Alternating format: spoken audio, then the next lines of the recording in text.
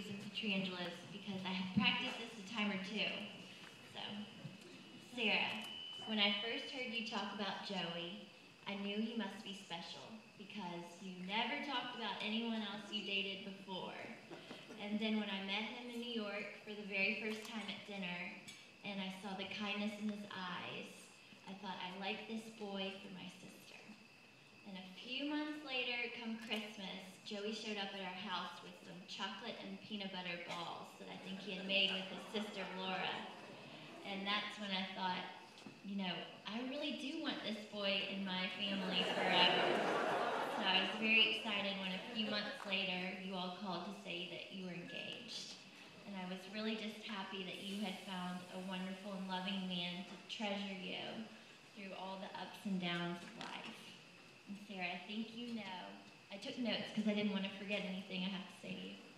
But I think you know how much I love you and how many ways that I adore you. You are a wonderful sister to me, an extraordinary listener, always a good friend, and you've been there for me throughout my whole life, whether it's at camp where I didn't like the food and you squirreled away candy bars for me, or, you know, knowingly and unknowingly sharing your clothes with me frequently. You are a wonderful sister, and I am so proud of you and the person that you are and the golden heart that you have. And I know that Joey sees that in you, and I'm so glad that y'all found each other. And I have to say, the first time that we were really apart was when you left for college. And I was so, so sad to see you go. And Gatsby and I missed you so much that right after you left, we moved into your room. And I very, very slowly started looking for the clothes that I had stashed away in anticipation of your departure. Always had very cute clothes, and I benefited from that. But I was starting to go back to St. Mary's, and it was the first time in, I think, 11 years at St. Mary's that I hadn't had you to follow in your footsteps. Because I followed you to Bunton, and I followed you to St. Mary's, and I followed you to camp, and I followed you everywhere you went, and I loved being, you know, your younger sister and having everyone know that. So I was pretty nervous to go back to St. Mary's and not have you there.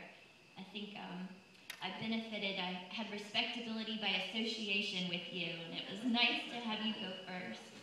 But I sat in chapel one day kind of daydreaming, and I remember, you know, suddenly hearing my name, and it was because St. Mary's had not forgotten about you and how wonderful you were, and they chose to present an award to you, but since you were long gone to college, they asked me to accept on your behalf. And I was thrilled. I would never accept an award like Bausch & Lomb's Young Scientist of the Year if it weren't for you. And I think really that comes down from a public, I love having any kind of public association with you, and I'm so, so proud of you, Sarah. And I'm so happy for you and Joey and the life that y'all will have together. And Stuart and I look forward to sharing many meals and holidays and trips and a few Scrabble matches here or there. I know y'all are tough competitors. So to Sarah and Joey and y'all's life together, I know you'll be very happy.